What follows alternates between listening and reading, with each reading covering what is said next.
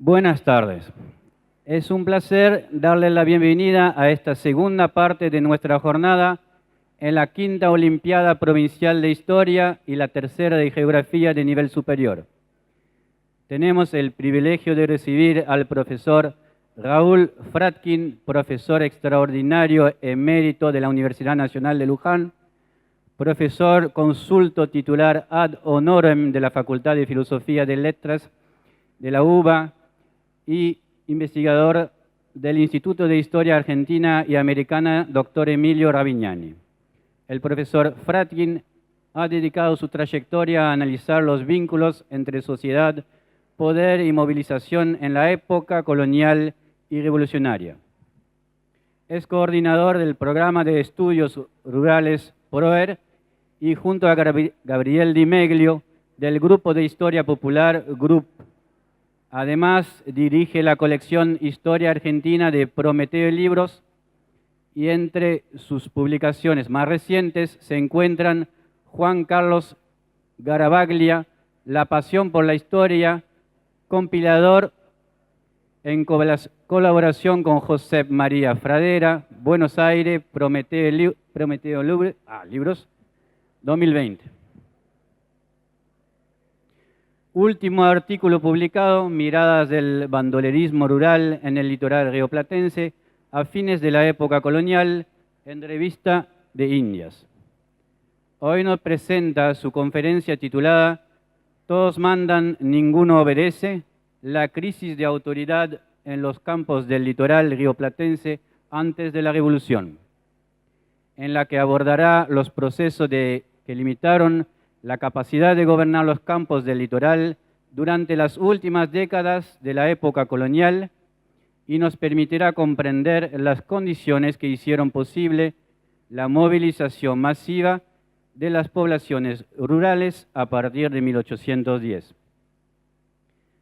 Al finalizar su exposición, se habilitará un espacio de discusión abierta y preguntas donde todos los participantes podrán dialogar y profundizar sobre los temas abordados.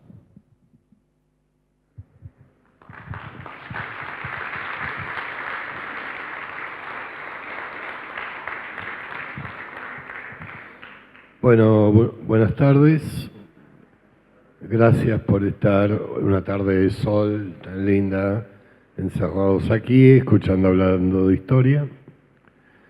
Gracias a la invitación. Estaba de lo más intrigado en saber que era una olimpiada de estudiantes de historia. Es una linda sorpresa. Estoy muy sorprendido. Conocí lugar, conocí gente que no conocía. Tuve el gusto de conocerlos, así que primero, gracias por todo. Por estar acá. Voy a tratar de ser breve porque escuchaba al locutor que leyó lo que yo había mandado para explicar qué trataría de abordar y ya me doy cuenta que es demasiado largo, así que créanme que lo que voy a decir no es un invento, pero no lo puedo demostrar como se debería en el tiempo que tenemos. Y sobre todo porque me gustaría no ocupar todo el tiempo hablando yo, me gustaría escucharlos, qué les interesa preguntar, qué les interesa opinar y en todo caso contestar lo que pueda. Para, digamos, dos aclaraciones iniciales, como se decía antes en los discursos escolares, antes de hablar quisiera decir algunas palabras. Nunca entendí por qué se inventó eso, pero era de uso muy común. No sé si sigue funcionando. La primera aclaración tiene que ver con el tipo de historia que yo trato de hacer, que uno se propone, que no es algo mío, no soy yo solo, por eso hemos formado un grupo, como recién comentó el locutor, con mi amigo y compañero Gabriel Di Meglio, que llamamos, a falta de otro nombre, Grupo de Historia Popular. que no se ocupa solo de la época de la revolución, de las independencias, ni solo de la época colonial, ni solo de lo que hoy conocemos con la Argentina, como la Argentina. No es una escuela historiográfica, no es nada que se pueda señalar así, no es una manera distinta de hacer historia, no es totalmente distinta. Yo diría que es una manera de pensar y una manera de sentir.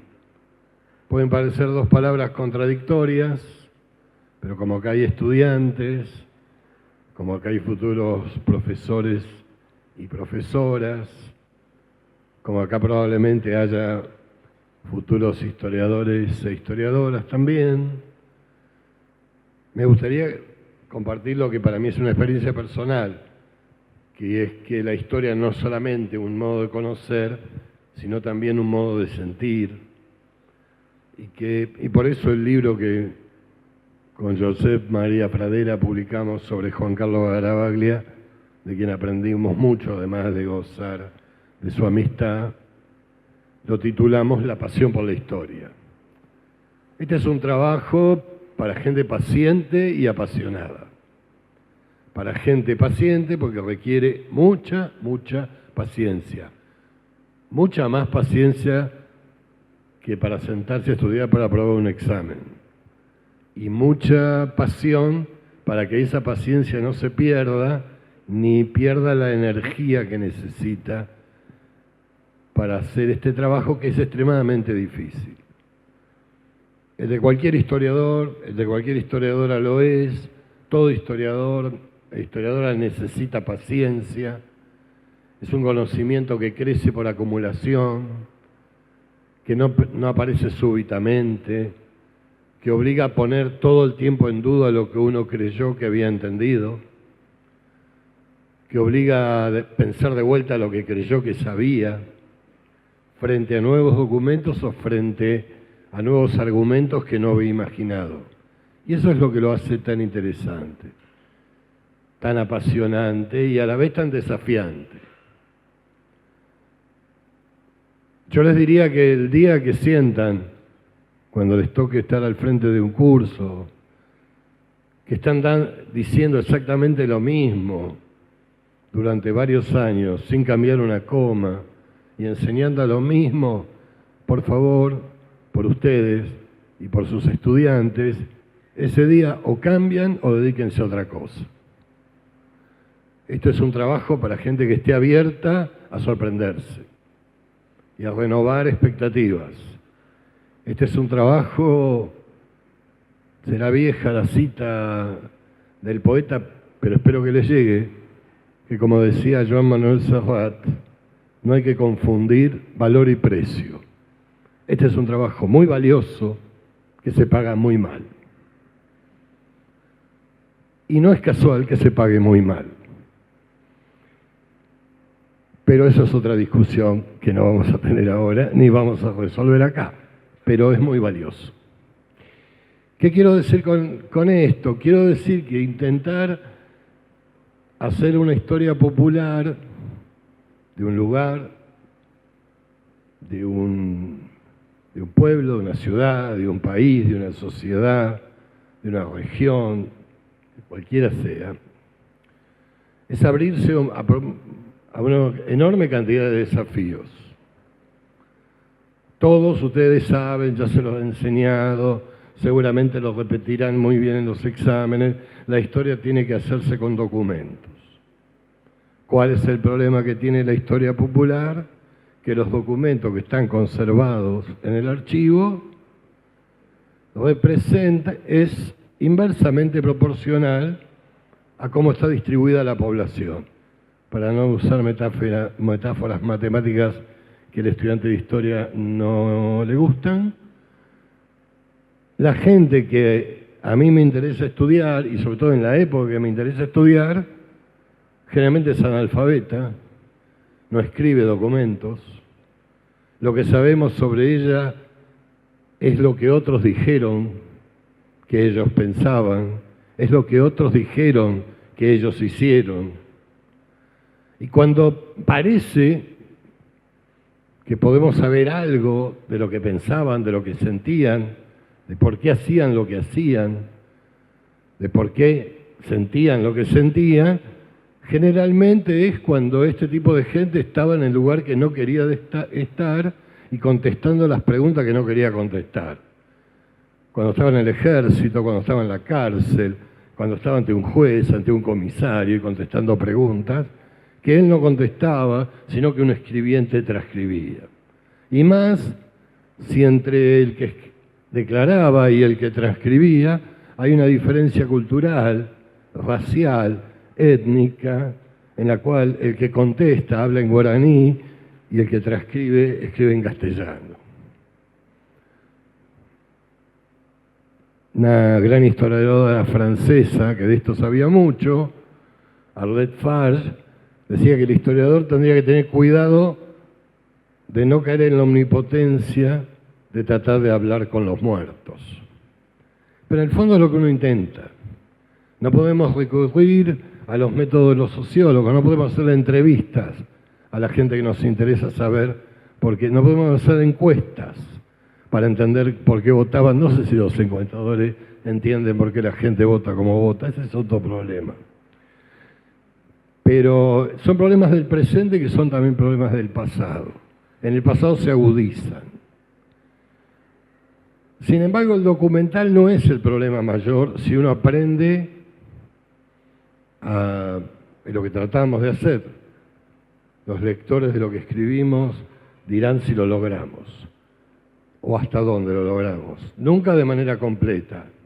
No podemos viajar en el tiempo. Estamos hablando de los mismos lugares que hoy conocemos, pero en otro tiempo y en otro contexto, que por lo cual ya no son los mismos lugares. Estamos leyendo documentos escritos en el mismo idioma, pero las palabras tenían otro significado y no el que hoy les damos. No estoy tratando de asustarlos y decirles no se dediquen a la historia popular. Estoy tratando de decir, tengamos cuidado con sacar conclusiones rápidas y tratemos de pensar nuevas preguntas, nuevas formas de imaginar cómo decodificar qué estaba pasando. Espero que al terminar lo breve que voy a decir, esto se entienda mejor. El mayor problema para hacer historia popular es superar una tentación que la he visto muy frecuentemente entre colegas míos, conocidos, y entre estudiantes que me ha tocado enseñarles durante muchísimos años. Es pensar que hay una suerte de relato de la historia ya conocido al que le falta alguna pieza. Como si la historia fuera una pared que ya tiene una forma y los que intentamos hacer historia popular le vamos a agregar algunos ladrillitos que faltaba agregar. Preguntas nuevas. Entonces a un relato que está conocido le agregamos qué hicieron las mujeres. A un relato ya conocido le agregamos qué hicieron los afrodescendientes.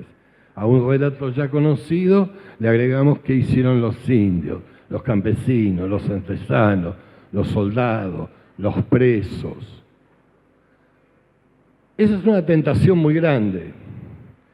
Cuando nosotros decimos historia popular estamos diciendo que quizá haya que no solo agregar ladrillitos a una pared que ya está hecha, sino pensar una pared distinta. Una manera diferente de pensar la historia de nuestro propio país y nuestra propia historia. Y eso te lleva, quieras o no, cuando te metes con esos temas, a poner en duda algunas cuestiones o algunas frases, algunas afirmaciones, una serie de saberes compartidos que todos hemos aprendido. Lo sepamos o no, lo hayamos leído o no, a través del sistema educativo, a través de los distintos mecanismos de la memoria social.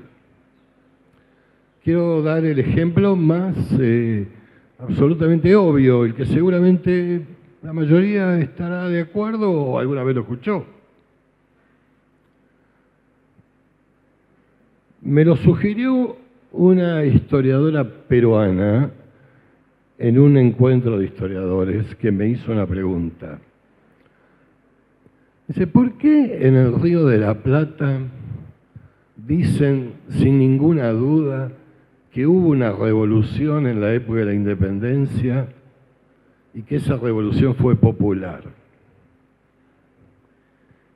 Y bueno, el que fue a la escuela argentina, del lugar que sea, del jardín de infante, a un acto del 25 de mayo y participó del acto del 25 de mayo, lo que vio es una teatralización de la participación popular en la Revolución de Mayo.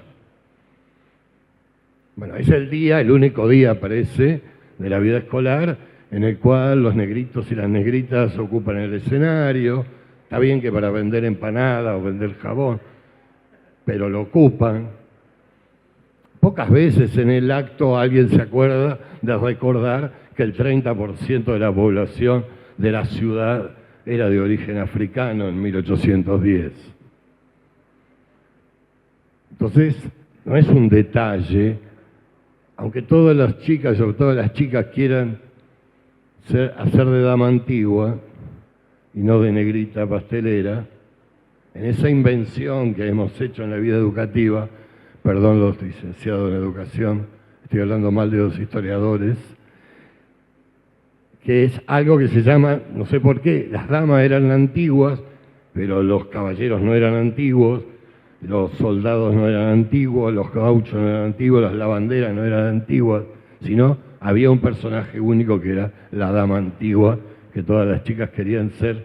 Yo me acuerdo a mi hija menor llorando porque no le tocaba ser dama antigua. Bueno, entonces voy.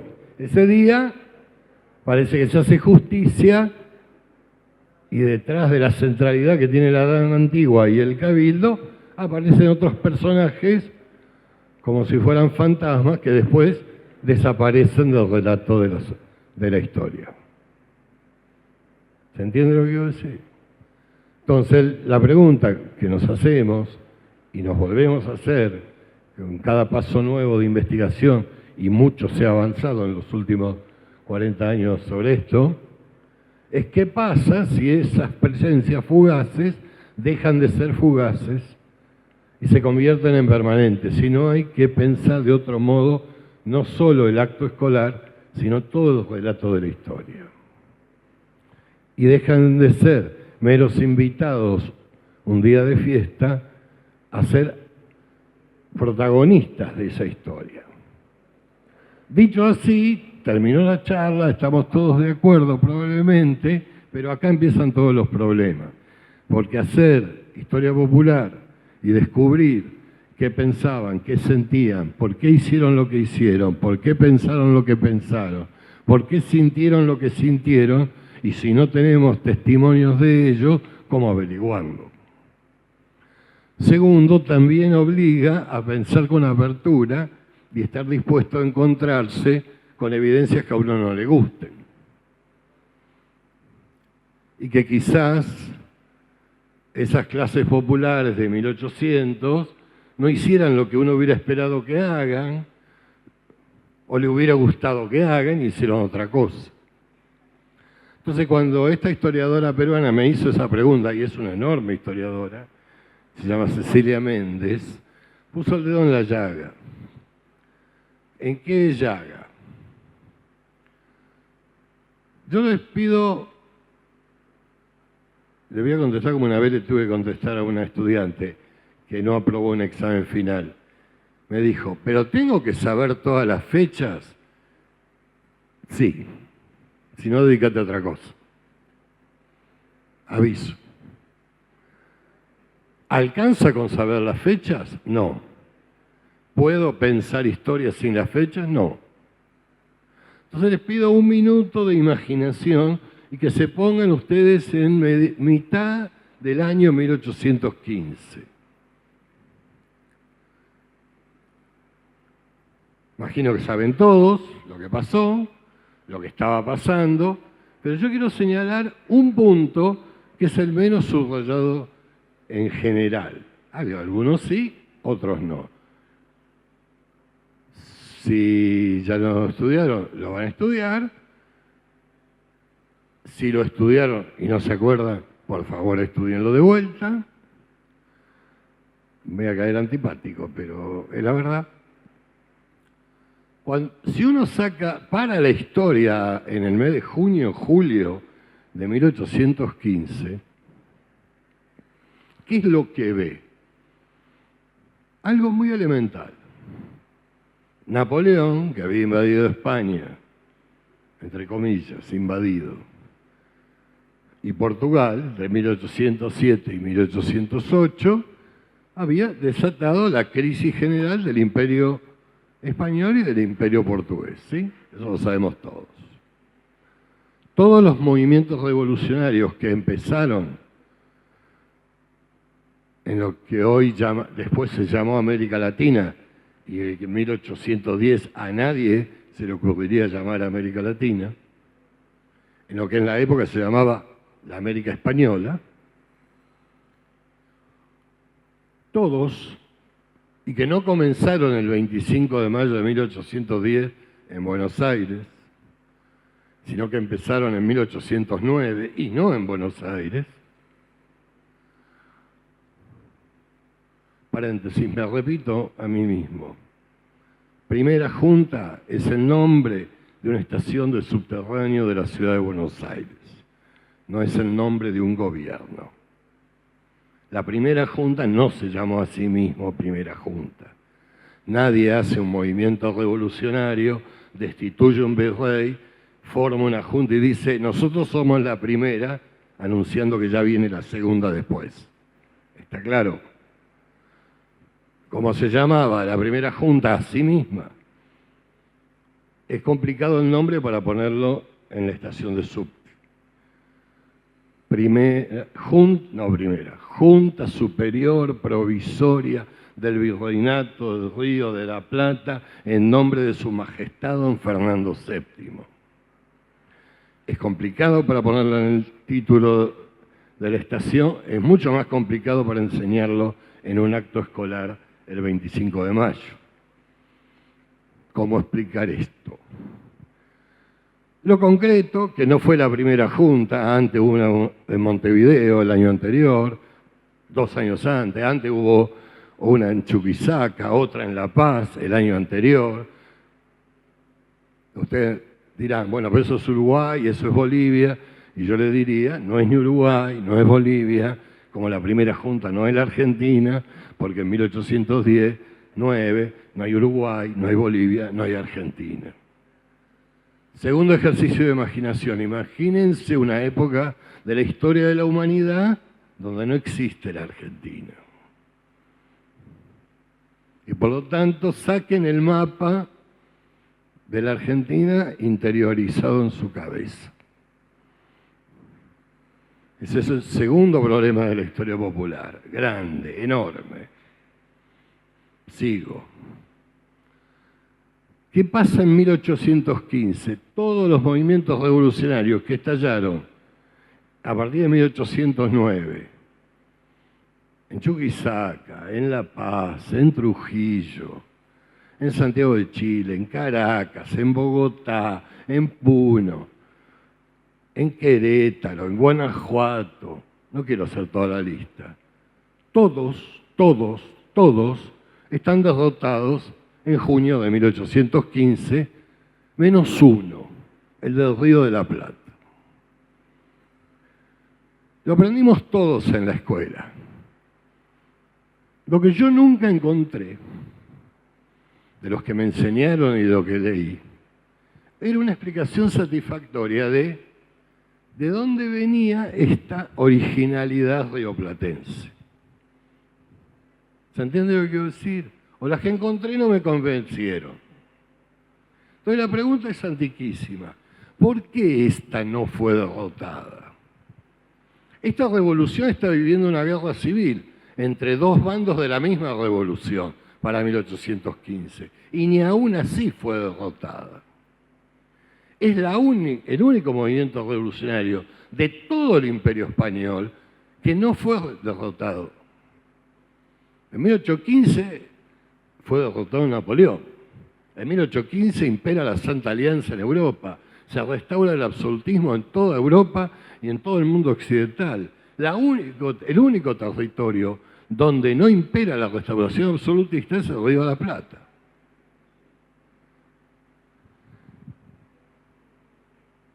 La pregunta es ¿por qué? ¿Se entiende lo que quiero decir? ¿Qué tenemos?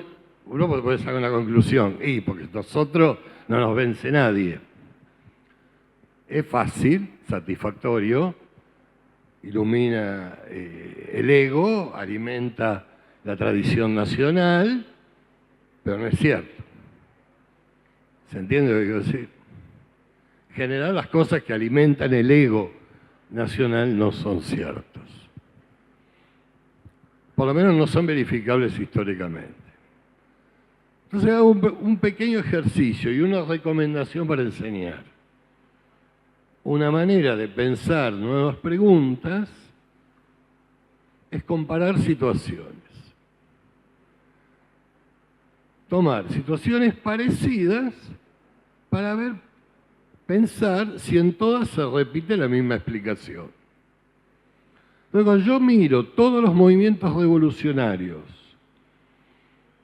que comenzaron en 1809 o 10 y que fueron derrotados, encuentro que todos afrontaron problemas parecidos. Y el que no fue derrotado, el nuestro, entre comillas nuestro, el rioplatense, digo nuestro porque yo no estaba ahí, digo, por eso las comillas, en ese momento tienen una característica. Cuando yo miro cada uno de esos movimientos, me encuentro con una característica. Y es en todos los casos, España estaba en guerra con Napoleón, ocupada por tropas napoleónicas. Prácticamente entre 1810 y 1815 la monarquía no pudo enviar tropas a América. Las que envió fueron contingentes muy reducidos. Eso cambia a partir de 1815. Y por lo tanto, lo que pasa entre 1810 y 1815 en América, y que nosotros enseñamos como la guerra de independencia, es básicamente una guerra civil. El 80% de las tropas de los ejércitos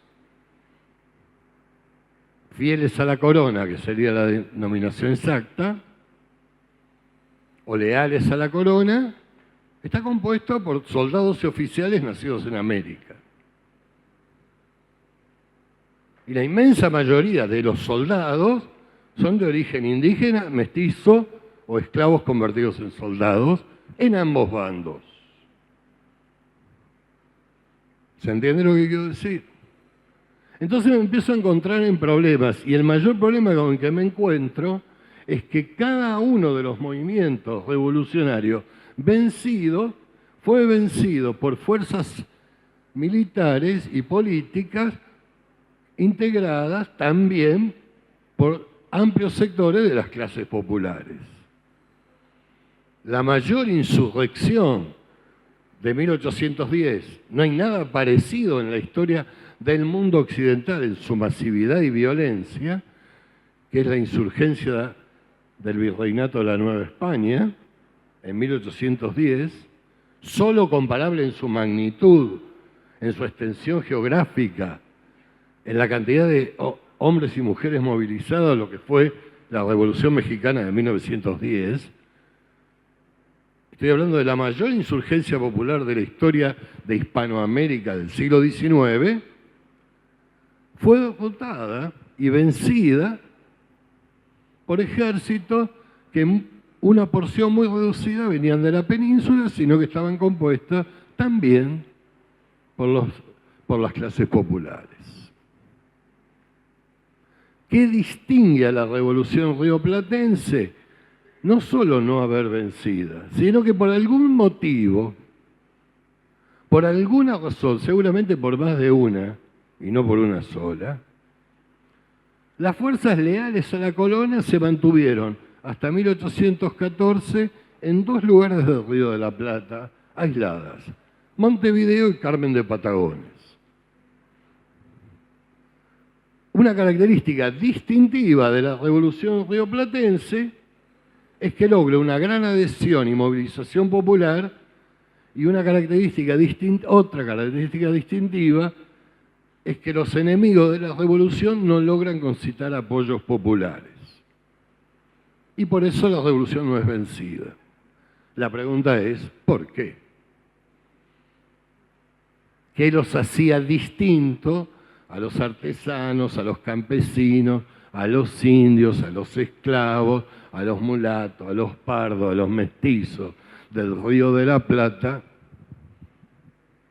que no se dividieron entre partidarios y opositores a la revolución?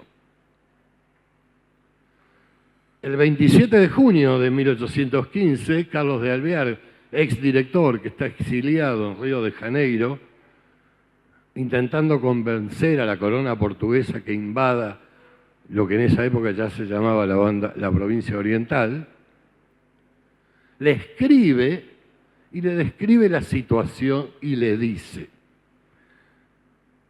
la banda oriental y Entre Ríos son las provincias más entusiastas para hacer la guerra.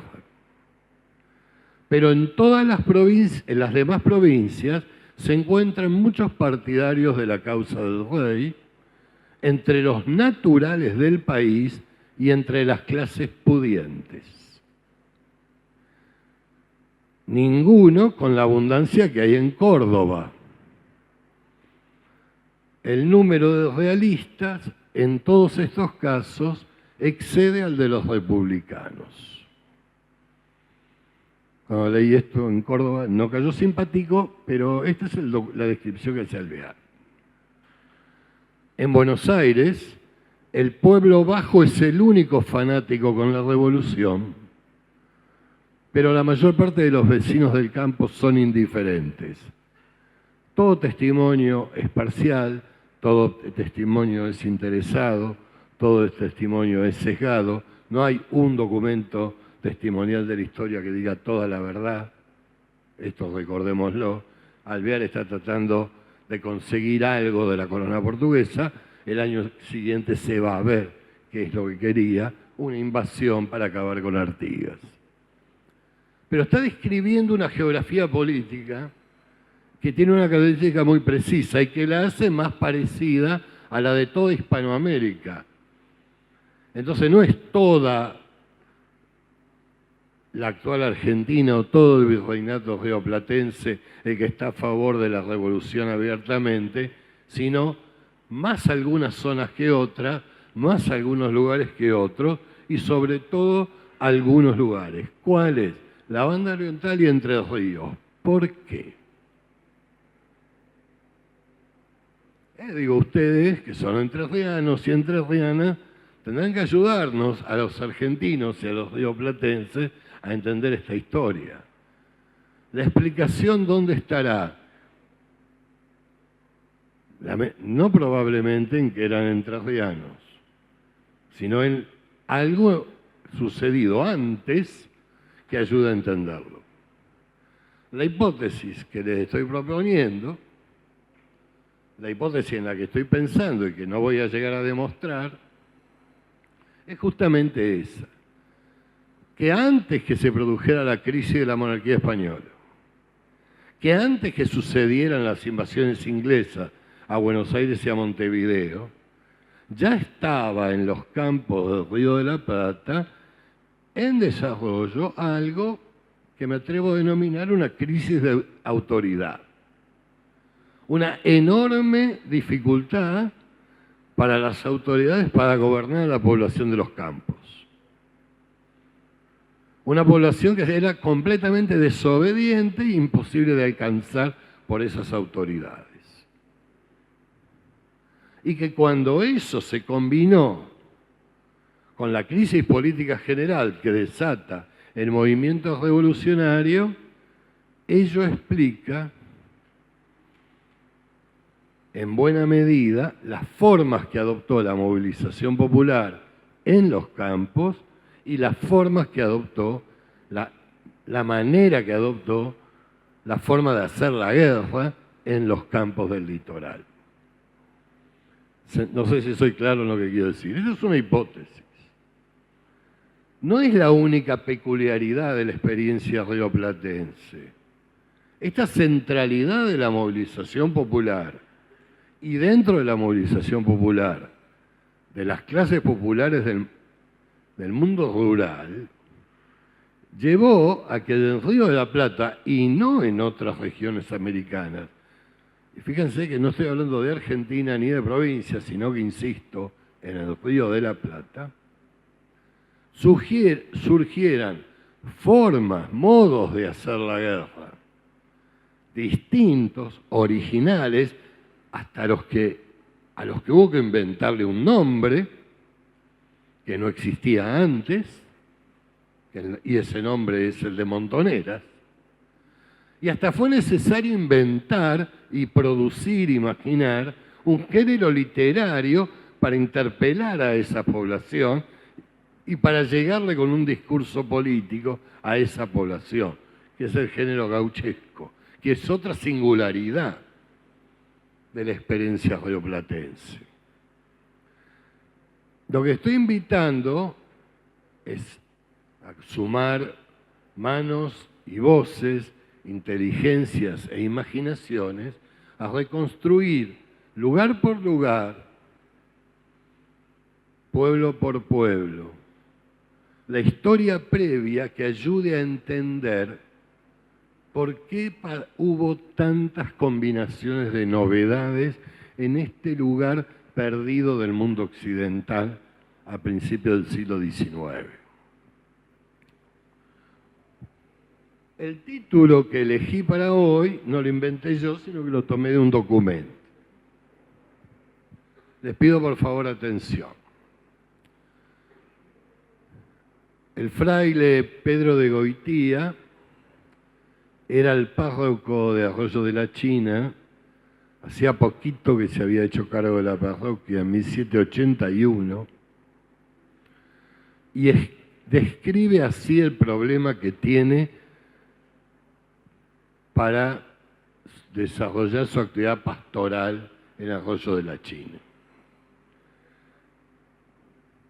Aquí, como dicen, todos viven sin Dios ni rey. Aquí todos mandan y ninguno obedece. Agregaba, perdón. En este partido, solo el más guapo es respetado. El partido está enteramente inficionado de gauderios. Y estos campan y pelean por su respeto. Se roban a las mujeres de las casas. Las traen cuando están hartos de ellas. Y las entregan a sus maridos avisándoles que las guarden, que las vendrán a buscar en otra oportunidad. Es cierto, es mentira, es parcialmente cierto, es parcialmente mentira. No lo voy a resolver yo, acá, para probarlo. Pero hay que leer con atención y a contrapelo, como enseñaba Walter Benjamin. Él no está diciendo, yo digo que todos viven sin Dios y sin rey. No dice, yo opino que todos mandan y ninguno obedece. Él dice otra cosa, se dice. Hay una convicción que él cree generalizada, por lo menos entre los feligreses de la parroquia, por lo menos entre los vecinos más influyentes. No hay obediencia. ¿Quién está en juego? Nada que desconozcamos. La autoridad del párroco, la autoridad del alcalde, todavía no está formado el cabildo, la autoridad del comandante militar, que no es nada más y nada menos que el mayor propietario de tierras y ganados de la zona, Esteban García de Zúñiga. La autoridad de todos los padres, la autoridad de todos los maridos, la autoridad de todos los hermanos, porque estos desobedientes, entre los cuales se identifica a los gauderios, pero que no son los únicos, sino que todos mandan y ninguno obedece. No solo se están disputando a las mujeres, sino que están disputando quién manda. Y esta es la gran pregunta de las ciencias sociales, de la historia, de la sociología, de la ciencia política. ¿Cómo es posible que unos pocos hagan que muchos obedezcan? ¿Por qué obedecemos lo que se nos dice que tenemos que hacer? ¿Cómo funciona la obediencia y hasta dónde funciona la obediencia? ¿Qué muestran los momentos de rebelión en la historia? No solo momentos de creatividad social, de imaginación social, de que las cosas pueden ser distintas a como han sido hasta ahora, sino también muestran su reverso, cómo funciona la obediencia. Y el gran problema que tiene la autoridad virreinal a fines del siglo XVIII es que buena parte de su territorio más inmediato le resulta ingobernable. Y hay una crisis de autoridad que tiene múltiples manifestaciones. ¿Cuándo y cómo se produce esa crisis de autoridad? Las autoridades intentaron muchas cosas para gobernar los campos, no es que no se dieron cuenta, pero afrontaban dilemas que no tenían solución y los obligaban a soluciones que generaban efectos no deseados. Este es un buen consejo para el análisis histórico, también es un buen consejo para el análisis político. Lo que termina sucediendo no es lo que solo uno piensa y planifica. Pueden dar resultados que sean muy distintos a los que se pretenden. Las autoridades intentaron montar un ejército para resolver esto, pero tuvieron un dilema que nunca pudieron resolver. ¿Cuál era la prioridad de defensa? Los puestos de la costa, los puertos. Buenos Aires, Montevideo, Carmen de Patagones. Si desplazaban esas tropas para imponer el gobierno de los campos, desguarnecían los puertos costeros. ¿Cuándo se complicó todo? Cuando en 1779 empezaron las rebeliones indígenas en Perú y el Alto Perú y hubo que desplazar a las tropas desde Buenos Aires y Montevideo al Alto Perú. Con lo cual quedó desguarnecido el gobierno de los campos. Las tropas eran insuficientes y no alcanzaban para controlar todo el territorio. Un drama para una autoridad virreinal que estaba imaginando imponer una suerte de gobierno militar de los territorios a través del sistema de intendencia y de comandancias. De esa comandancia que le da el nombre a esta provincia, la Comandancia Militar de Entre Ríos, pero que no abarcaba ni todo Entre Ríos ni el actual Entre Ríos.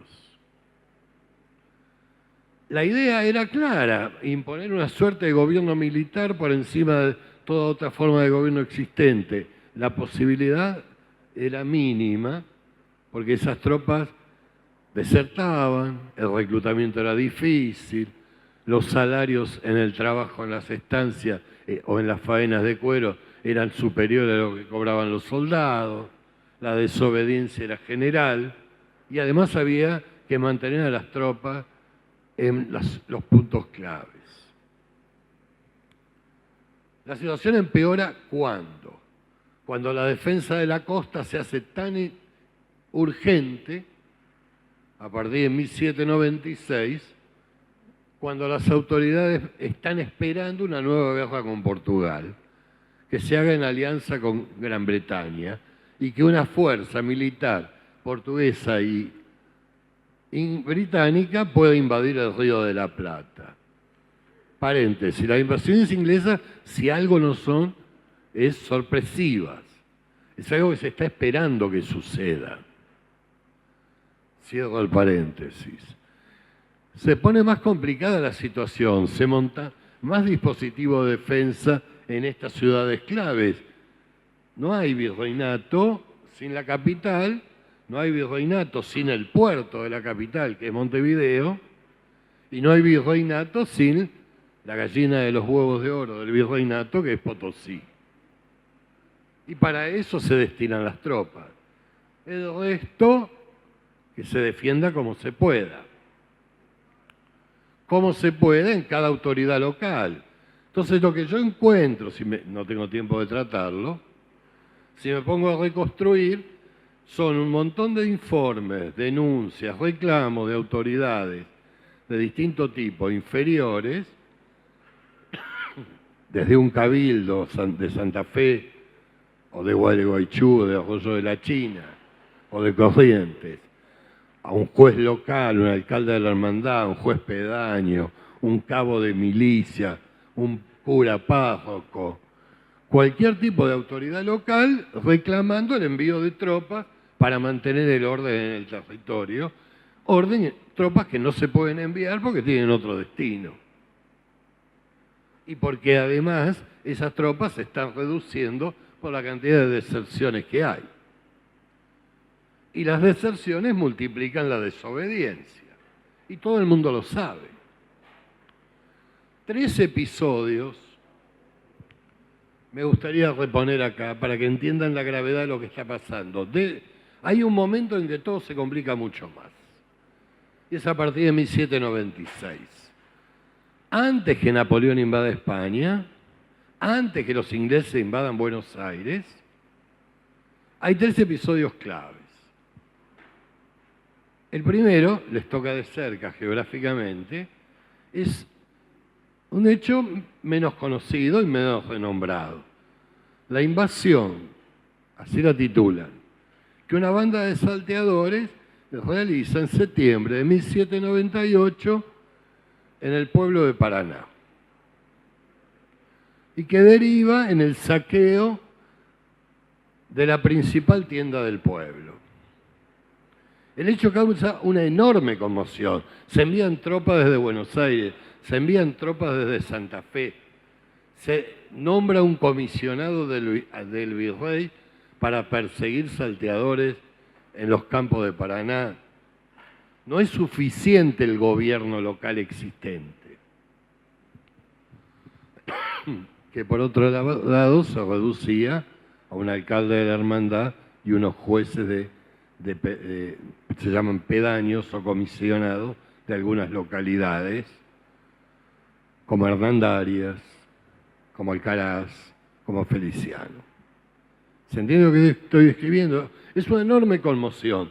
Que hubiera bandas de salteadores no era ninguna novedad. Que asaltaran estancias y robaran mujeres no era ninguna novedad. Acá algo nuevo estaba pasando. Se asaltaba un pueblo y ninguna autoridad, ni el alcalde, ni el sargento mayor de milicia, ni los vecinos se movilizaron para impedirlo.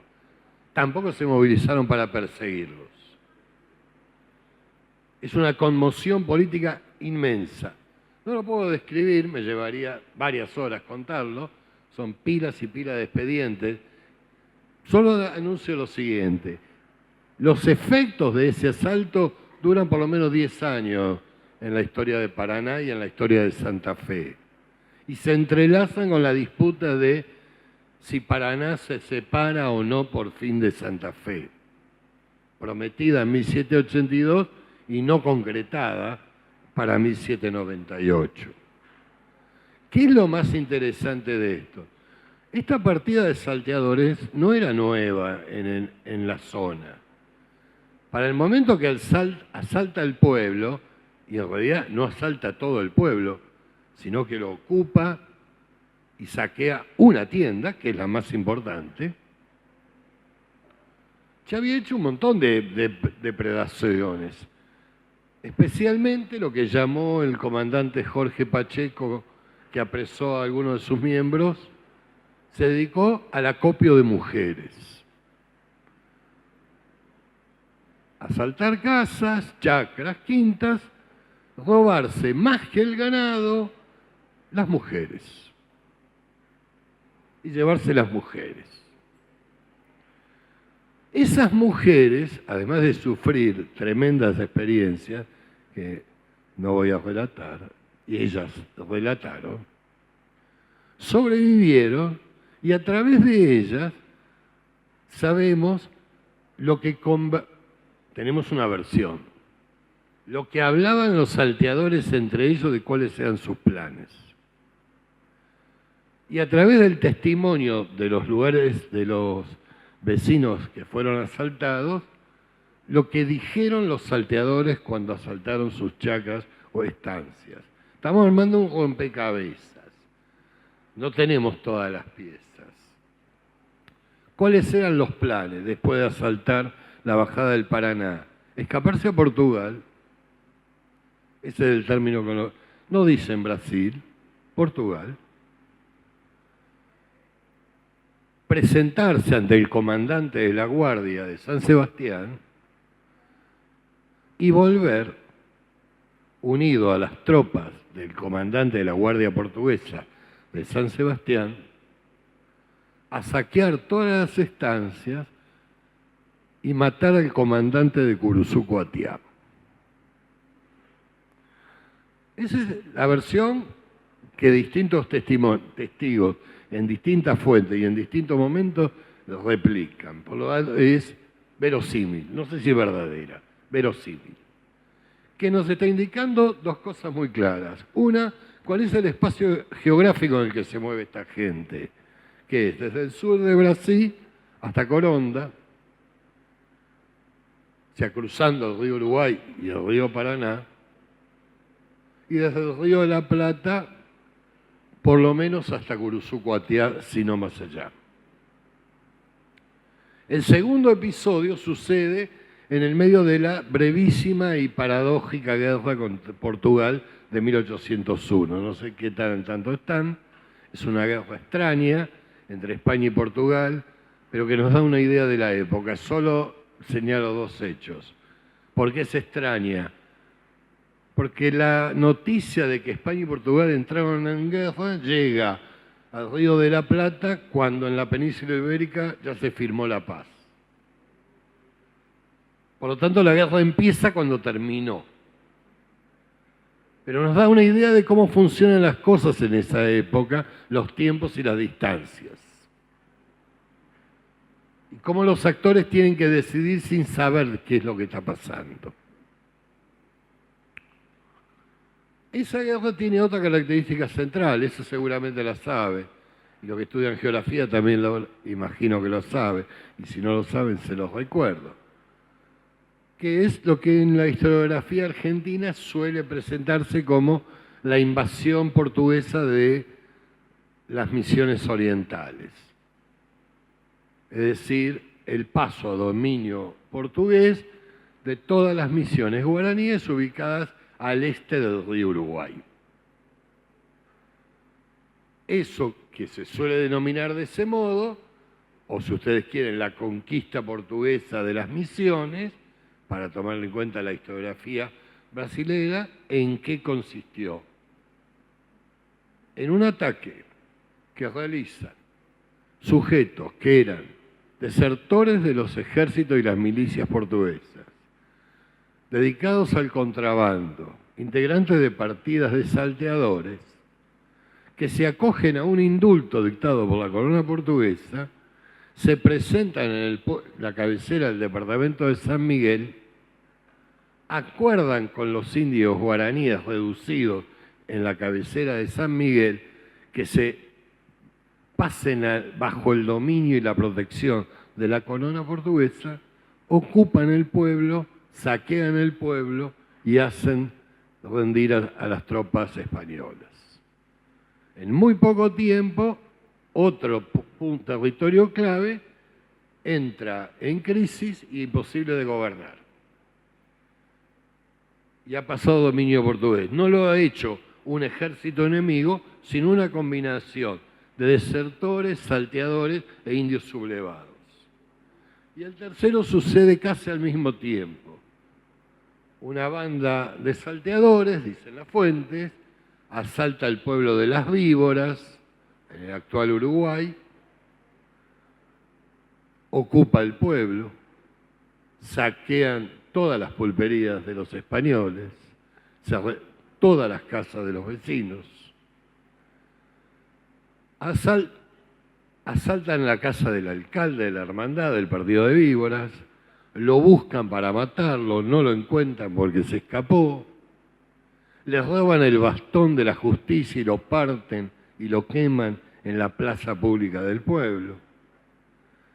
Marchan hacia la estancia de Francisco de Albín, que es el comandante militar del partido de las Víboras. El comandante no está. Secuestran a sus hijas, violan a sus hijas, se roban todo lo que hay en la estancia, entre ellos varios niños y niñas esclavas para venderlas en Brasil. Y las versiones de los presos, de los apresados por los bandidos y de los testigos que relatan, qué planeaban hacer, volver a Portugal, unirse con los paulistas, volver a asaltar las estancias en torno a las Víboras, invadir las Víboras, invadir Colonia del Sacramento, matar a los comandantes y robarse sus esposas.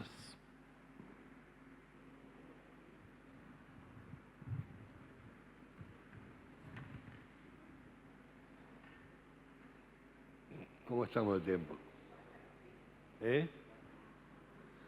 Estoy contando historias de asaltantes, historias de bandidos, historias de malhechores. Puede ser. Estoy contando historia de una fenomenal incapacidad gubernamental para defender, gobernar no solo los campos, sino defender a las propias autoridades encargadas de gobernar los campos. ¿Se entiende lo que quiero decir? El efecto de demostración de estos hechos, la conmoción que genera, no puedo analizarlo en detalle, lleva a decisiones macabras y algunas de las pocas ejecuciones judiciales de los apresados, el descuartizamiento de los apresados y condenados, la imposición de sus cabezas, de sus manos, de sus brazos en distintos lugares donde cometieron sus delitos. Este es el clima de violencia de los salteadores y de las fuerzas represivas que está desatado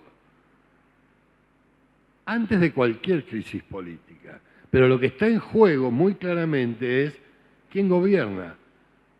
Un grupo de desertores portugueses unidos con contrabandistas tramó una alianza con los indios reducidos de San Miguel y colapsó el gobierno colonial de las Misiones Orientales. Cuando llegaron las tropas portuguesas, los indios ya habían proclamado su fidelidad a la corona portuguesa. ¿Se entiende lo que estoy describiendo? Lo que está pasando en las Víboras es parecido. Los salteadores están atacando a las autoridades principales, a los alcaldes, a los pulperos, a los encargados de los correos, al comandante militar, que son los principales hacendados de la zona y que vienen peleándose desde hace mucho con sus vecinos tratando de desalojarlo de los campos. Y que se van a seguir peleando. Estamos hablando del territorio donde va a surgir la insurgencia oriental en febrero de 1811. Esto es como el prólogo de lo que va a pasar. ¿Se entiende? Los protagonistas no saben qué es el prólogo de lo que va a pasar. Quienes están viviendo lo que sucede no saben qué va a pasar después, pero imaginan y temen lo que puede pasar. El comandante Tomás Lavín, comandante militar de Entre Ríos, lo dice muy claramente. Le pregunta al virrey en 1799, todas esas partidas de salteadores y contrabandistas, ¿responden a un jefe? Le pregunta el virrey. Y él lo dice. Él le explica cuál es su temor, que todas esas cuadrillas diferentes de bandidos se unan y ataquen todas las villas. Gualeguaychú, Gualeguay y Concepción del Uruguay. Eso es lo que teme en febrero del 99 como efecto de lo que pasó en Paraná. Él dice, no hay que temer a esta casta de gentes, se van a unir y si se unen, y ahí postula una hipótesis, cuando encuentren un hombre capaz y con talento de unirlos, se convertirán en un enemigo invencible. Estamos en febrero de 1799. Por esa época, un escrito anónimo, no tiene fecha ni autor. Leyéndolo con mucho cuidado, uno sabe que se escribió en algún momento antes de 1805 y después de 1797 por los hechos a los que hace referencia. ¿Qué le avisa al virrey? Fíjense el vocabulario, fíjense en la época en la que estamos y fíjense en lo que pronostica. Si por casualidad se pone a la cabeza de ellos un hombre de espíritu y talento, los aconseja y los reúne, los persuade, podrá resistir a todas las patrullas que se envíen. Y esos enfrentamientos los llenará de orgullo. Conocerán su fuerza, se afianzarán sus vínculos y formarán una sólida federación. Si estos hombres se agavillan, nos ofrecerán una resistencia extremadamente vigorosa. Costará muchísimo sujetarlos, será imposible acabar con este linaje de gentes. Una federación de todos los bandidos puede hacer que peligre toda forma de propiedad y de vida en estos campos.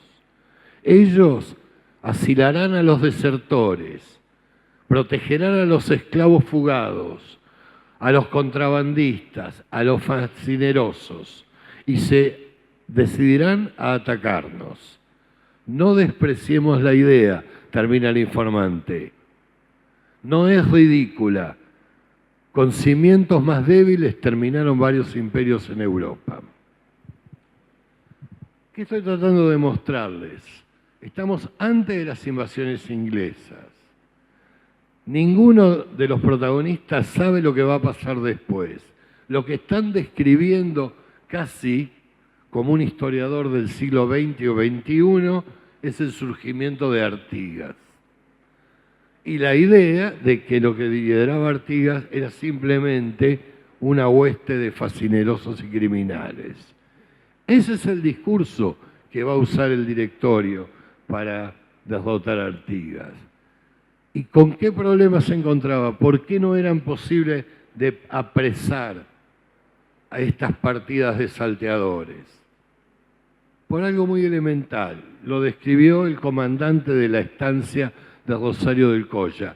La estancia de Rosario del Colla, para los que no conozcan de lo que estoy hablando, es una gran estancia situada al sur de Las Víboras, en el Uruguay, dedicada a criar caballos para el ejército. Dicho de otra manera, si esa estancia es asfaltada, el ejército se queda sin caballos.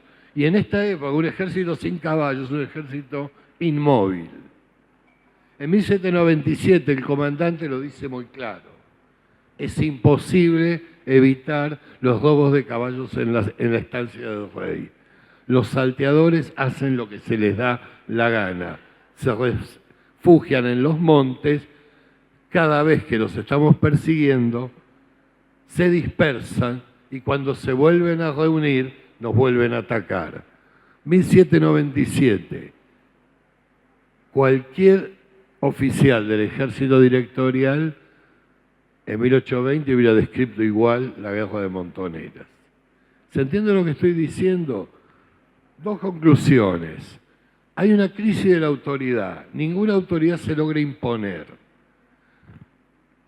Ni la autoridad militar, ni la autoridad religiosa, ni la forma de autoridad judicial, ni la de los grandes estancieros sobre sus estancias. ¿Eso significa que inevitablemente tenían que estar los pobladores de los campos a favor de la revolución? No. El destino no estaba escrito, el futuro no estaba decidido.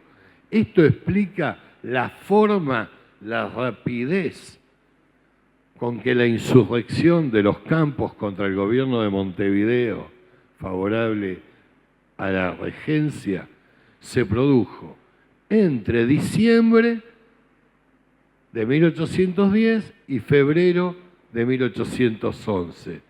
Por favor, recuérdenlo. En diciembre empieza el levantamiento cerca de Gualeguaychú. En febrero de 1811 estalla en Soriano y Las Víboras. ¿Es un único levantamiento? No, son varios levantamientos diferentes. ¿Qué dicen las autoridades de Montevideo? Son bandas de salteadores y facinerosos como las anteriores.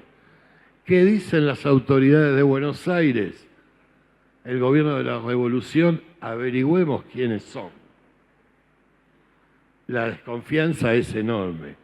Tan enorme es que el líder del levantamiento en Gualeguaychú termina siendo asesinado por un oficial de la revolución, del ejército revolucionario, iniciando un conflicto entre jefes populares y oficiales militares que signa toda la década siguiente. ¿Con qué me encuentro? Con rebeldes, desobedientes, que desafían a las autoridades y hacen toda clase de depredaciones, asaltos, robo de mujeres, violaciones. ¿Qué les preocupa? Y con esto termino. Con más intensidad a las autoridades, fíjense la expresión, los robos de mujeres. No se habla de secuestros, no se habla de raptos, se habla de robos de mujeres. Y peor si son doncellas, dice las ordenanzas, doncellas, es decir, mujeres vírgenes. ¿Por qué les preocupa? Porque afecta el honor de los hombres, la autoridad de los maridos, la autoridad de los padres, la autoridad de los jefes y sobre todo por un peligro, que con esos robos generen un linaje de ladrones, un linaje de bandidos. En 1803, en un comunicado, el Cabildo de Montevideo le pone un nombre, una nueva casta, la casta de los monstruos. Ese es el peligro en ciernes. Todavía no empezaron los efectos de las invasiones inglesas y el temor al desorden rural es absolutamente generalizado. Bueno, termino acá y hablamos todo lo que podamos a la conversación. Los escucho, que quieren preguntar, que quieren comentar.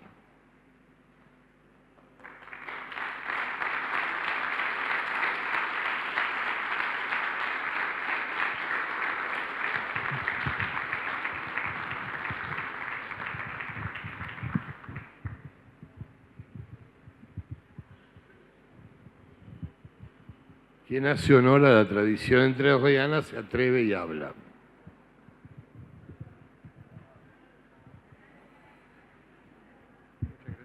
Muchas gracias. Bueno, una pregunta que me estuve haciendo es si hay alguna idea de qué produjo esta crisis de autoridad en la zona litoral que, bueno, por lo que entiendo no había en otras regiones del virreinato. No sé si hay alguna idea.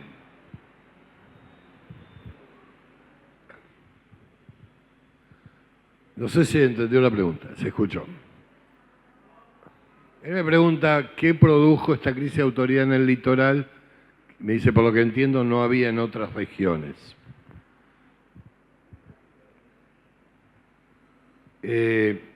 Por rapidez, no podía analizar lo que pasa en cada región del Río de la Plata y del Imperio, para entenderlo. Porque no había tiempo. lo que está claro es, estamos hablando de una región que está cambiando a una velocidad extrema. Y no sé si cuando hoy tenían que hacer el trabajito esto estaba claro. Está cambiando muy rápido. ¿Qué quiero decir? Está teniendo una transformación estructural, no coyuntural, no algo de momento. ¿Qué es lo que está cambiando? Sobre todo, lo que generalmente a los que estudiamos historia no nos gusta acordarnos. ¿Qué pasa con la población? Está cambiando el tamaño de la población, que está creciendo muy velozmente. Cuando digo velozmente, mucho más rápido que el crecimiento vegetativo. Cuando vos tenés en una zona, en una sociedad, que la población crece más rápido que lo que podría reproducirse sola, se explica por un solo motivo, la migración. Es un territorio que está llegando mucha gente. Y hoy lo sabemos y lo hemos medido con bastante claridad. ¿Qué gente está llegando? Primero, como nunca antes, la importación de esclavos. Pero sobre todo se está produciendo un movimiento de población de varias direcciones, pero sobre todo de norte a sur. Se están despoblando el territorio misionero y se están poblando los campos del sur. Traducido, la mayor parte de la historia campesina rioplatense tiene un sustrato misionero, guaraní misionero. Pero también de las provincias interiores, por la atracción de las oportunidades laborales que hay en la zona del litoral.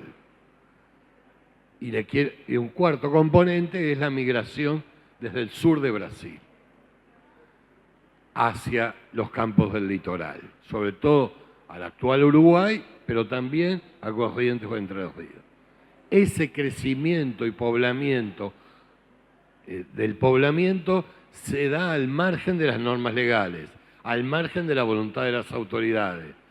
Los mecanismos de gobierno van detrás del crecimiento de la población. No, el gobierno trae a los inmigrantes, la población se instala y el gobierno trata como puede de generar mecanismos de gobierno. Eso no está pasando en otras zonas del virreinato de la misma manera, salvo en algunas. No quiero extenderme, salvo en algunas. En particular, en lo que se llama las yungas en el Alto Perú. El territorio no en las tierras altas, sino en las zonas selváticas del este del Alto Perú. Es decir, no quiero extenderme, el epicentro de lo que después va a ser la zona de las republiquetas, la guerra de guerrilla contra el ejército realista, no las tierras altas de comunidades. Lo que tenés es un cambio estructural de la población y de la ocupación del territorio, que están produciéndose muy velozmente y que esto forma parte de esa transformación. ¿Es el único factor? No, es el trasfondo. El otro factor es el que traté de exponer. Las autoridades hacen no lo que quieren, sino lo que pueden. Mandan infinitas veces, me cansé de contarlas, no me acuerdo el número. La orden es aniquilar y exterminar a los vagos y fascinerosos. Se mandan sucesivas expediciones, ninguna lo consigue. Todas lo prometen, ninguna lo consigue. Lo que estamos viendo es nada más que el prólogo de lo que viene. Cuando empiece la revolución, los ejércitos de la revolución lo que van a provocar es la expansión del movimiento revolucionario y una multiplicidad de desertores convertidos en bandidos en los campos. Y eso pasa en toda Hispanoamérica y en particular en el litoral rioplatense.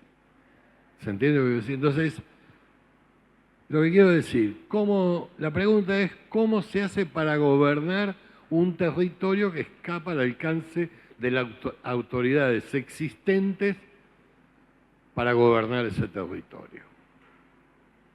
Eso explica la masividad de la adhesión y la rapidez de la adhesión popular al movimiento revolucionario, que no tuvo que enfrentar, como en otras zonas de América, un sistema de gobierno más sólido y con mayor capacidad de represión. y sobre todo con mayor capacidad para movilizar grupos populares a su favor. Esa es la hipótesis, hay que demostrarla. ¿Alguna otra? ¿Alguien más? Hola. No sé si fui claro, algo que quieran preguntar.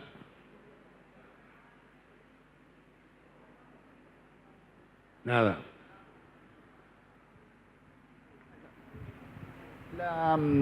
El factor geográfico, digamos, las condiciones de Entre Ríos como Mesopotamia, rodeada de ríos, que por ahí tuvo un poblamiento, una colonización española más tardía por este tema del cruce de los ríos tan importante, puede ser un factor también que determine, ¿no es cierto?, esa, no sé cómo decirlo, en la gente, esa... Sí, te entiendo la pregunta. Te necesitaría un mapa para contestarlo, pero sí y no. Los ríos unen y no separan. Los estados construyeron límites usando a los ríos como referencia. Y por eso inventamos una noción, perdón si hay profesores de geografía, que históricamente insostenible, de límites naturales. Los ríos no separan históricamente, los ríos unen, los ríos articulan. Los estados, cuando se pelean unos con otros, buscan dónde fijar límites y toman en cuenta los ríos. ¿Se entiende? Pero es un resultado, no la causa. ¿Qué característica tiene el poblamiento español? El portugués también, tiende a ser ribereño. Pero esto no es una característica singular de la Mesopotamia argentina. Es una característica lógica de los ecosistemas agrícolas y ganaderos disponibles. Nadie se le ocurriría ocupar primero las tierras alejadas de las vías de comunicación, de los puntos de comercialización y donde está el agua. No tendría ningún sentido. Pero el resultado de eso es que te genera un poblamiento discontinuo, fragmentado y no continuo. ¿Se entiende? Nosotros tendemos a pensar la autoridad estatal como sobre un continuo. Esta es una autoridad que se ejerce fragmentariamente y en discontinuo. Hay amplios territorios fuera de control. Fuera de control también de los que se dicen dueños. A los vecinos de Santa Fe, que se compraron las tierras de los jesuitas después de la expulsión y les dijeron que esas tierras llegaban desde el río Paraná al Uruguay, hacerlo efectivo nunca lo lograron. Controlaron más lo que pasaba en torno al Paraná y en torno al Uruguay que lo que pasaba en el medio. ¿Se entiende lo que quiero decir? Es un título de propiedad, no un ejercicio efectivo de la propiedad. Lo mismo pasa en el sur de Brasil, o algo parecido, adaptado a las condiciones ecológicas. Entre un ambiente ribereño y el otro, hay un territorio fuera de control de los imperios, no fuera de control. Un autor norteamericano se llama Jeff Ervig, se los recomiendo leer, en un libro que se llama Caciques y Cartógrafos. Él reconstruye justamente este problema y él dice, el poder colonial es como un archipiélago en la tierra, no en el mar. Son como islotes débilmente conectados, tanto el portugués como el español en el sur. En el medio de ese archipiélago hay un enorme poder de los caciques llamados infieles, minuanes y charrúas, que se articulan entre sí y que controlan la circulación entre un imperio y otro. Por eso es lugar de refugio de los perseguidos por la justicia, de los desertores, de los fugados de las reducciones o de los bandidos y contrabandistas. Pero para ser bandido y contrabandista entre el imperio español y el imperio portugués hace falta el permiso de los caciques. No sé si se entiende. Entonces, ¿dónde está el asunto? Pensemos en la Mesopotamia de acuerdo, pero no se entiende sin algo mucho más vasto. la cuenca del Río de la Plata. Por eso hablé todo el tiempo de un espacio rioplatense que abarca la actual Argentina, el Paraguay, parte de Bolivia, sur de Brasil, el Uruguay. Eso era un continuo de relaciones mercantiles, culturales, de movimientos de población y de formas de producción. Ahora nos trae un lío, no se puede estudiar por separado. Dicho de otro modo, si yo quiero entender el asalto de la estancia de Albini de víboras por una partida de salteadores que viene de la frontera de Brasil, pero cuyo líder es el fugado del asalto de la bajada de Paraná 3 años antes. El área en que se mueven estos personajes es esa, y cuando hay que escaparse, se escapan a Coronda o al Chaco. ¿Por dónde? Por las islas que ustedes conocen mejor que yo, y que siempre fueron las bases donde se escondieron los perseguidos, los fugados o los contrabandistas. Siempre es una mala palabra para un historiador, pero este problema sigue vigente. ¿Cómo estamos de tiempo?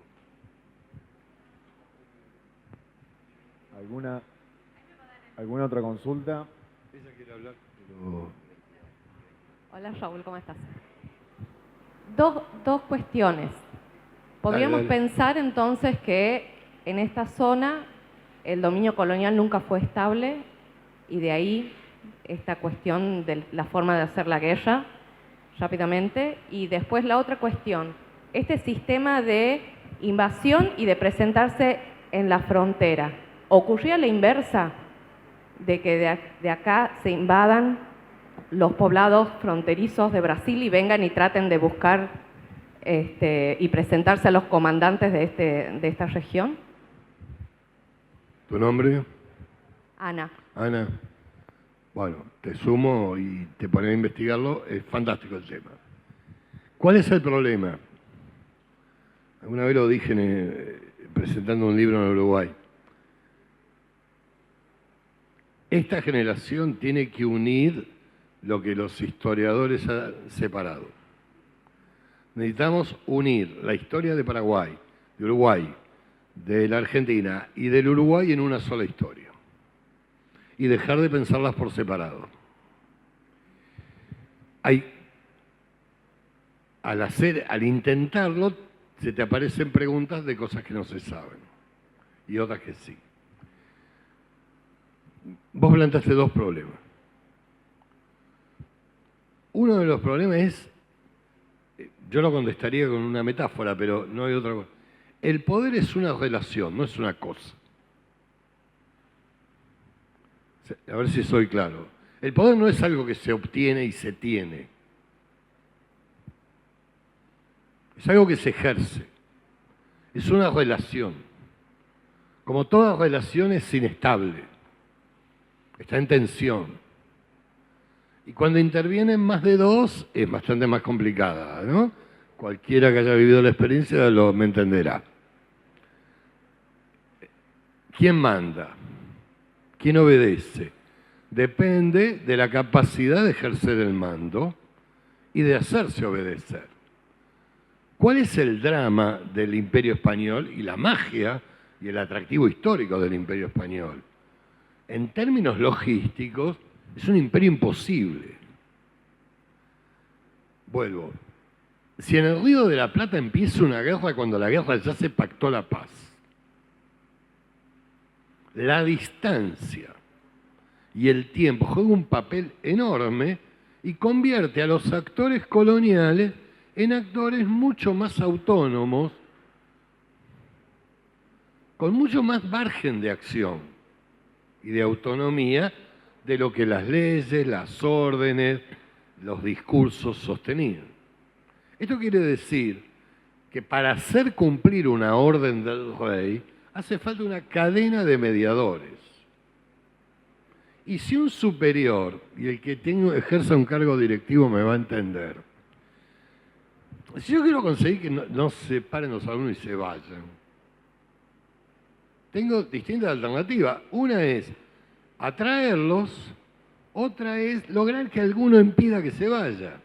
Ahora, cuando el que manda depende de los subalternos para hacerse obedecer, el poder superior se debilita y el poder subalterno se autonomiza y negocia en mejores condiciones. No estoy describiendo nada que no conozcan en la vida práctica. Ahora, si eso además le agrego limitaciones económicas y sobre todo limitaciones temporales, la cuestión se agudiza mucho. ¿A qué me refiero con limitaciones económicas y temporales? La monarquía necesita defender colonias y extraer recursos de las colonias. Defender supone costos. No es gratis organizar la defensa. ¿Se entiende? ¿Cuál es el problema que tiene la corona española, la portuguesa, la francesa, la británica, cualquier monarquía imperial? Necesita que sus colonias produzcan recursos para la metrópoli y además para mantener la defensa de las colonias. Eso es la reforma borbónica. Eso es lo que intenta y eso es lo que fracasa. Desata tantos problemas y en el fondo fracasa. Por un tiempo tiene éxito, logra hacer las dos cosas, extraer recursos y garantizar la defensa. De todo no, de algunas zonas. ¿Por qué puede ser defendido Buenos Aires y Montevideo? Porque llega un impuesto, llama el situado, desde Potosí. Dicho de otra manera, ¿qué es el Virreinato del Río de la Plata? Un sistema político que cobra impuestos en el Alto Perú y los gasta en Buenos Aires y Montevideo. Dicho más claro, la prosperidad de Buenos Aires y Montevideo virreinal depende de los trabajadores de Mitallo de Potosí. Cuando estalle la crisis imperial, ¿qué es lo primero que va a hacer Potosí? Sacarse de encima a Buenos Aires. Tan simple como eso. Cuando Buenos Aires destituye a un virrey y nombra a otro, a Liniers, lo primero que hace el Cabildo de Potosí es suspender el situado. Arreglate. Entonces, ¿el poder del virrey es supremo? Sí, pero depende de que los cabildos le obedezcan. ¿El poder de los cabildos es alto? Sí, pero depende de que los vecinos le obedezcan. Lo que estamos viendo es un proceso de descomposición de ese sistema, de consensos, que se basaba más en acuerdos y consensos que en poder efectivo de mandar. Para ser más brutalmente sincero, 3 siglos de imperio español no se explican por la existencia de un ejército de ocupación. Y por eso la crisis política de 1808 se convierte en una división en cada ciudad, en cada pueblo, en cada villa, quién se mantiene fiel, quién no, se dividen las fuerzas militares y se enfrentan. Perdón lo que voy a decir. Si yo paro la historia en 1812, el general José de San Martín es un traidor. Es alguien que es oficial del ejército del rey, le juró fidelidad y deserta. El 15 de febrero de 1811, Artigas es un traidor. Deserta su cargo de ayudante mayor de los Blandengues, que le juró fidelidad al rey. Que después se convierta en prócer San Martín y Artigas es la historia posterior. ¿Esto qué quiere decir? Que lo que vemos como el enfrentamiento entre patriotas y realistas es un enfrentamiento entre oficiales del mismo ejército. Y lo que vemos como un enfrentamiento entre directoriales y artiguistas es un enfrentamiento entre oficiales del mismo ejército. ¿Quiénes desertan juntos? Artigas y Rondó. Ortiguera, y el otro no me acuerdo ahora, ¿cuál es? juntos, el mismo día, viajan juntos, son amigos, han peleado en los blandengues juntos. Después uno encabeza el ejército federal y otro el ejército directorial contra el federal, que es más o menos la misma historia de Lavalle y Dorrego. Esto es una guerra civil. La guerra civil se enfrentan hermanos y no extranjeros con nativos. Ahora, pensar la guerra de independencia como guerra civil es dar la vuelta. No sé si se entiende. Hay que revisar toda la explicación. No es una nación que emerge a la faz de la tierra, una nueva y gloriosa nación. Eso es algo que va a tardar mucho en construirse. Por ahora es una guerra civil, como son todas las de una revolución. No sé si terminé de contestarte. Entonces el poder es limitado, siempre es limitado, hasta que los subordinados dejan de obedecer. Esa es la pregunta. ¿Por qué los subordinados siguen obedeciendo? Ustedes sabrán.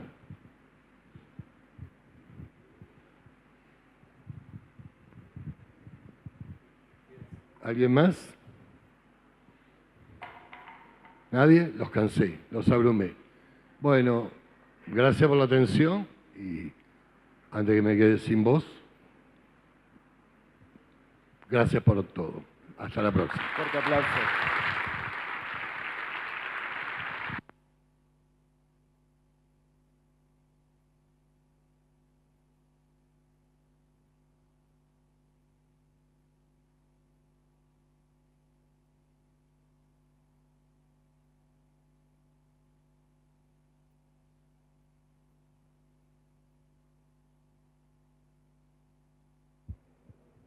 Hola. Bueno, Raúl, muchísimas gracias por venir hasta nuestro Puigari querido a deslumbrarnos con todo lo que sabés. Yo sé que sos muy humilde. Pero bueno, nuestros estudiantes y docentes hace mucho tiempo vienen leyendo tus producciones. Para nosotros es un orgullo enorme tenerte con nosotros. Nuevamente gracias por venir, por tomarte el tiempo. Y bueno, en este humilde presente queremos agradecerte todo lo que has hecho por nosotros el día de hoy. Y hace varios días, les cuento que Raúl y su esposa ya están acá desde el martes a la tarde, ¿sí? Han viajado ya el martes para poder acompañarnos en tiempo y forma a las 3 de la tarde. Así que un fuerte aplauso para él. Gracias. Espero que tomes mate.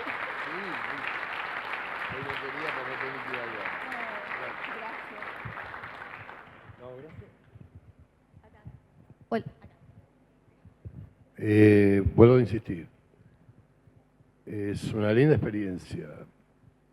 Desde que me recibí en la prehistoria, en el año 79, lo único que hice fue enseñar y ver estudiantes, y escuchar estudiantes. Los he usado de conejito de India, he probado todas mis hipótesis dando clases. Yo no tengo la culpa que las profesoras le hayan dado mi texto para la prueba de hoy. Yo lo escribí para que la gente lo lea y aprenda, no para que sufra. Me hago cargo de lo mío, no de... Uno trata de escribir lo más claro que puede. Este es un trabajo para gente paciente, este es un trabajo para gente apasionada, pero este es un trabajo que se hace colectivamente. Este es el nudo del problema. El nudo del problema. Acá no hay genio, no hay ningún genio individual. Esto es posible porque mucha gente ha producido mucho conocimiento, ha escrito buenas cosas, ha generado nuevas ideas y a uno se le ocurren buenas ideas o prueba nuevas ideas a partir del intercambio que tiene hablando con gente que conoce o con gente que nunca conoció y que fueron compañeros de la vida de uno, porque me pasé la vida leyendo a Eric Hobsbawm desde que tenía 20 años Nunca lo conocí, pero es como parte de mi familia, digamos.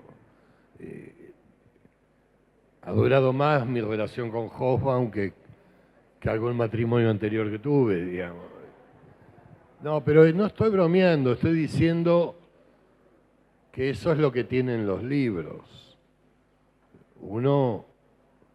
La peor manera de leer es tener que leer por un examen.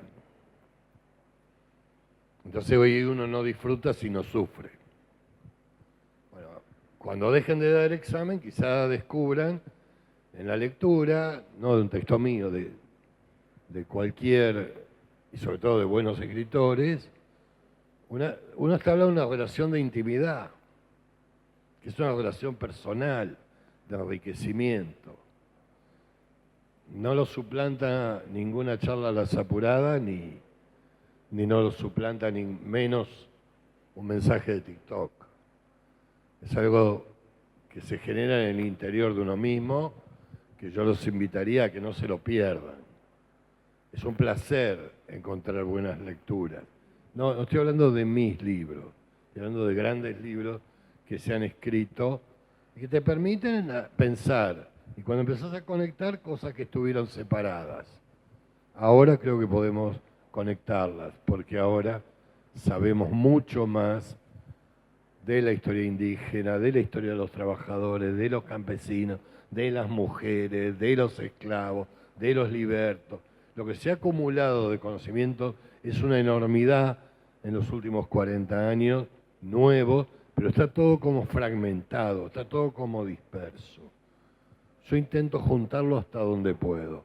Gracias por poder compartirlo.